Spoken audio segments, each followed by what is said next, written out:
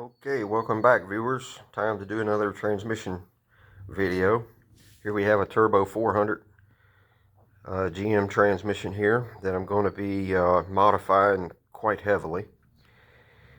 And to do that,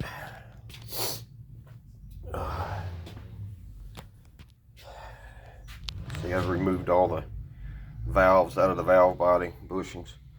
I'm going to be installing a TransPro reprogramming kit, the number 400 Pro with gear command.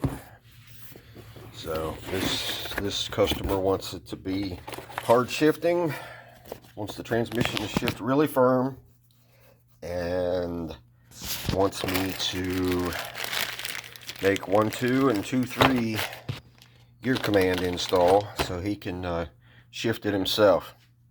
Went with this kit because it allows you to just put it in drive and it'll shift on its own as well. So stay tuned for that video. It'll be coming up soon. Thanks for watching.